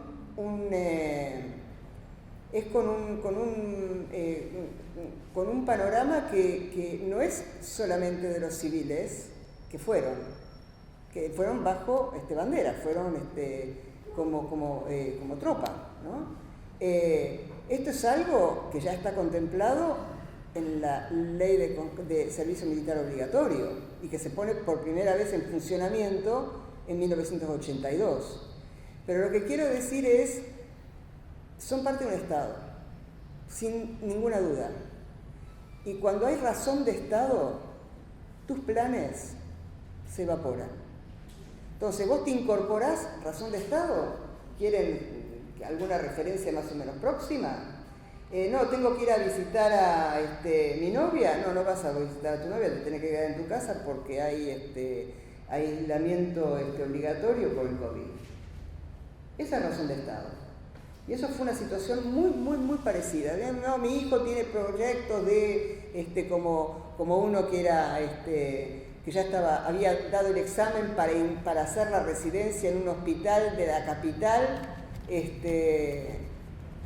y no, volvés al regimiento 25. Ya está. Entonces, lo que tenemos acá es un gran dispositivo estatal. Y yo creo que no hay que perder nunca de vista que el primer papel, así como decía Héctor lo de la conducción, y sobre todo siendo un gobierno militar, con un Estado militarizado, la palabra capital, la primera y la última, viene de ahí, viene del Estado argentino. Y después viene el papel de la sociedad. El papel de la sociedad que sigue al Estado. O sea, después de lo del 30 de marzo, la gente se une, ¿no? Entonces, vos te fuiste. Nosotros nos quedamos. Y nosotros sabemos lo que pasó acá. Y eran marchas todos los días para afirmar las Malvinas en Argentina, y nuestros hijos, y los soldados, y los chicos. Y después todo cambia. Bueno, yo creo que hay cosas que hay que leer de manera un poco más matizada. La gente en la Argentina no se olvida de nada. Yo tengo una visión completamente distinta a lo que se suele decir. La gente en la Argentina no se olvida de nada. Puede ser más o menos estratégico decirlo, pero la gente que la vivió no se olvida de lo que pasó en Malvinas y no se olvida de la gran decepción. Y tampoco se olvida de su responsabilidad. Vos fuiste porque la sociedad estuvo de acuerdo con que ustedes fueran, no se sabía a dónde, pero eran nuestros chicos y era la vanguardia del pueblo que fue. Entonces después fueron a la investidura del gobernador Menéndez las fuerzas vivas de la sociedad. Por ejemplo, Baldini, que era el capo de la CGT, etcétera, etcétera, etcétera. Pero acá están los hijos de los trabajadores argentinos. Y no se refería a Pedemonte, se refería a vos. A mí me parece que la sociedad argentina también tiene, y cuando uno dice sociedad argentina en realidad está diciendo una cosa demasiado amplia, hay que asirla de alguna manera, hay que agarrarla de alguna manera, pero hacer un trabajo sobre la sociedad es muy difícil. En algún momento saldrá alguna cosa sobre cómo fue posible el acuerdo en la Plaza de Mayo del 9 de abril, que dio vuelta la primera misión, que era ocupar para negociar, Operación Rosario del 2 de abril, a ocupar para defender, pero si podemos negociamos. En el informe Rattenbach, el teniente general Leopoldo Fortunato Galtieri le respondió a Rattenbach. ¿Qué le respondió? ¿Con el duelo? Claro, el primero, sí. Bueno, Rattenbach le pregunta a Galtieri si él había pensado, y Rattenbach lo centralizaba en Galtieri, no en la Junta, porque fue así, si él había pensado hacerle la guerra a Gran Bretaña en algún momento. Porque le dice, primero, los documentos dicen ocupar para negociar, poner una situación de hecho a Gran Bretaña que venga a negociar, a discutir este tema, como decía Naciones Unidas, bla, bla, bla. Y después del famosísimo, si quieren venir que vengan, y presentaremos batalla, cambió en otro documento ocupar para defender y persuadir y llevar a negociación. Entonces Galtieri le dice a Rattenbach, nunca pensé en hacerle la guerra a Gran Bretaña. Nunca pensé en aniquilar a Gran Bretaña. Increíble, él quería aniquilar a Gran Bretaña. Siempre pensamos, ahí ya cambia, siempre pensamos en negociar. La guerra no estaba en nuestros planes. Pero, le dice Rattenbach, sin embargo, hacen un teatro de operaciones, hacen un plan de campaña, llenan las islas de soldados. ¿Eso no es hacer la guerra? No, le dice Galtieri. Yo pensé en un duelo a primera sangre. Explíqueme. Hacemos Rosario, desalojamos autoridades, los mandamos de vuelta, dejamos 500 hombres. Esa situación de hecho daba para negociar, pero Gran Bretaña hizo otra cosa. Mandó una flota, dice Galtieri, como sorprendido. ¿Qué iba a hacer Gran Bretaña? Le dice Rattenbach, la historia, bla, bla, bla. Bueno, pero cuando venía la flota yo pensé en llenarla de soldados a las islas, para que una vez que ellos desembarquen, nosotros enfrentamos el desembarco, se produce un primer encuentro, y ese duelo a primera sangre salva el honor de las dos partes y vamos a negociar. Y Rattenbach dice, usted no leyó nunca la historia británica. Usted no tenía idea a quién estaba enfrentando.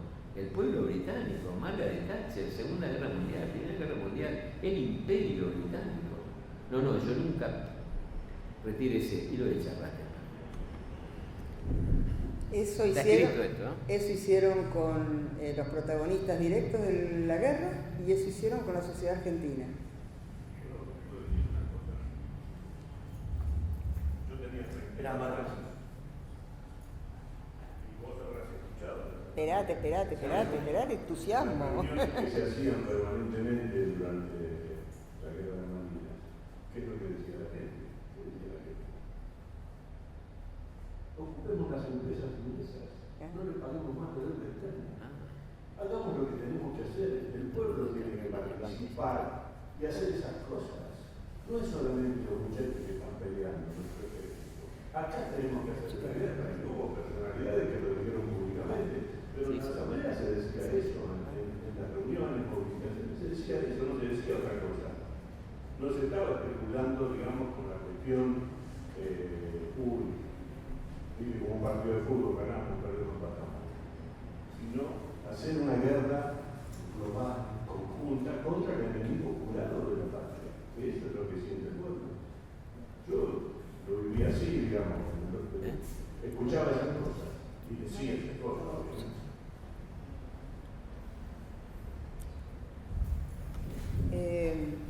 Alejandra.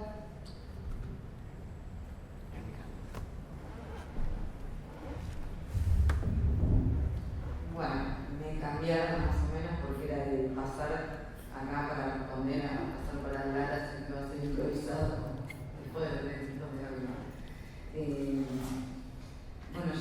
desde la historia. En principio íbamos a hacer un equipo, hubo bajas y quedé yo solita. Pero bueno, a mí empecé a hablar mucho con mis otros compañeros. Trabajar fue casi como una doble batalla en lo que es la historia. Primero porque la formación en historia está muy centrada en lo que es la formación del Estado argentino, la historia argentina del siglo XIX, y donde la guerra y las batallas están pintadas de una manera que lógicamente no cuadraba con los veteranos de guerra que yo empecé a ver cuando yo soy del 25 de mayo, un pueblo del interior de la provincia, y en el año 97 me vine a estudiar abogacía acá, estoy hasta el 2002, en esto que hace unos años era la Facultad de Ciencias Jurídicas y Sociales, y cuando tomaba el Costera Criolla para ir a mi pueblo, subíamos veteranos de guerra a repartir almanaques, calcomanías, y casi todo el mundo se hacía dormido para no darle bolilla, y eso empezó a chocar un poco con la imagen que a mí me habían inculcado siempre de los veteranos de guerra y los héroes de las guerras del siglo XIX. Así que trabajar y hablar con muchachos del Regimiento 7 básicamente fue encontrar más que nada la guerra real, no la que se cuentan en los libros de historia generalmente. Para el siglo XIX, porque para Malvinas prácticamente la historia no se cuenta, ¿no? Si bien, como dijimos acá, hay testimonios y hay un montón de trabajos sobre por ahí la posguerra, sobre algunos aspectos, no está la guerra en sí, lo que pasó allá en las islas. Así que ese fue el gran desafío, fue aprender de los muchachos con los que fui hablando. Visité unos cuantos acá en La Plata y en los alrededores de La Plata. Cada uno tiene su manera de ver la guerra, cada uno tiene una formación. Hay algunos que eran de acá, de la ciudad de La Plata, hay otros que habían venido del interior. Es muy grande el abanico de personalidades, cómo procesaron la guerra después, cómo llegaron a la guerra, qué es lo que pasó en la guerra y cómo lo hicieron después cuando regresaron, pero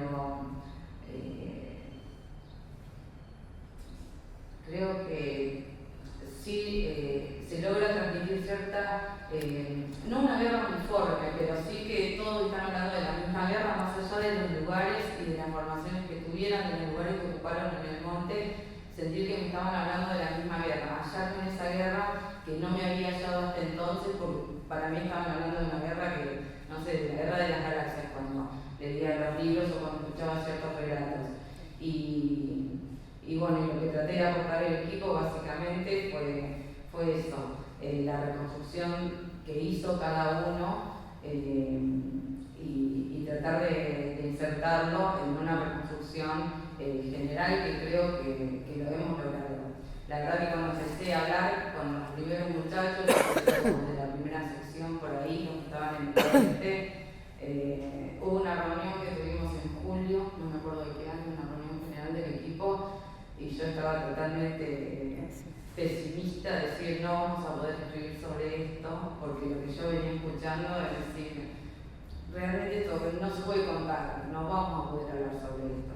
Y en eso, fue una falla mía, porque realmente Rosana y el equipo han hecho un trabajo impresionante de poder poner en un libro, de poder contar la guerra a pesar de todo lo que hemos escuchado. Este combate se ha podido contar y creo que eso es un mérito de todo el equipo. Muchas gracias. Muchas gracias.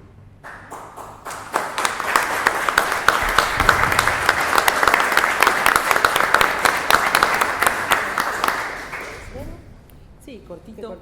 Bueno, yo soy Jasmine Ojanian.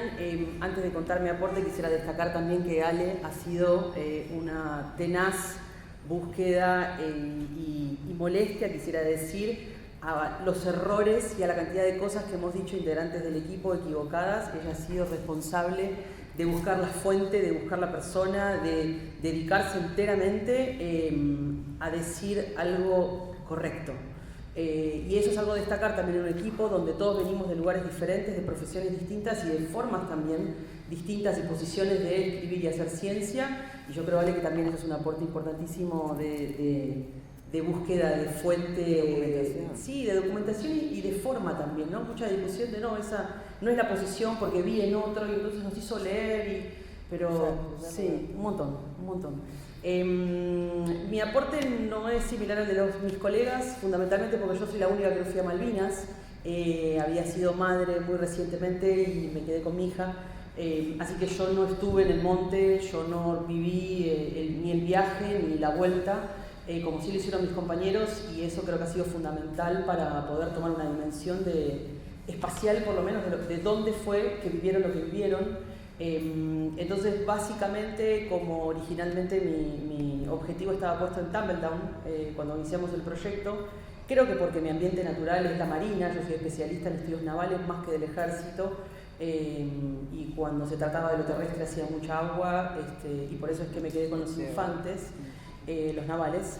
Me parece que mi aporte fue ser contrapunto constante, como siempre hacía las preguntas que no entendía nada de lo que hablaban, y eso requería, me parece, de descripciones o explicaciones que se daban por entendido porque ya habían estado allí y yo no. Entonces, desde entender cuál es el oeste, cuando hablaban del oeste por un mapa, hasta cuestiones de las descripciones que hacían de conversaciones con los veteranos, me parece que la incomodidad o la pregunta constante mía podría destacarla para el equipo, no tanto las respuestas, sino más las preguntas no sé, o los aportes en ese sentido, no tanto en la investigación en lo concreto, sobre todo porque yo sigo sin entender muchas cosas del ejército, de esto que explicaba sobre todo Héctor, de lo militar y de lo singular que tienen las posiciones jerárquicas dentro de la cadena, pero sí me parece que en relación a lo que usted preguntaba de por qué decisivo en el título, sí me gusta pensar, o me reconforta pensar que quizás mi aporte tiene que ver con entender por qué es decisivo este trabajo antropológico, este trabajo científico, no tanto por el destino militar o de soberanía en cuanto a qué debería haber hecho el ejército o cómo debería haber actuado el Estado argentino, sino para pensar qué decisivo es comprender al Estado Nacional para seguir haciendo ciencia y pensarlo desde el presente. Así que creo que voy por ahí.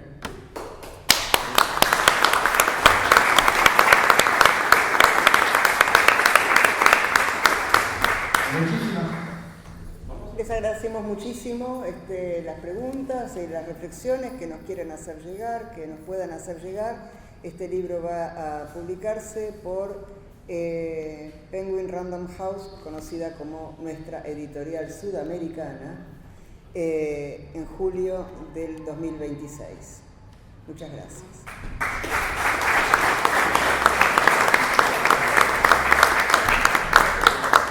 Muchísimas gracias, Rosana, Héctor, Luis, Alejandra, Jazmín y a todos los veteranos aquí presentes. Muchísimas gracias a cada una y a cada uno de ustedes por haberse acercado a participar de este panel de apertura. Las y los invitamos a quedarse, a participar de las mesas temáticas que se desarrollarán hoy y mañana a lo largo de todo el día, y también les invitamos al panel de cierre La cuestión Malvinas en la Argentina bicontinental, que estaremos realizando mañana a las 17 horas en esta misma aula. También les recordamos y los invitamos a servirse un café con medialunas al salir en el pasillo.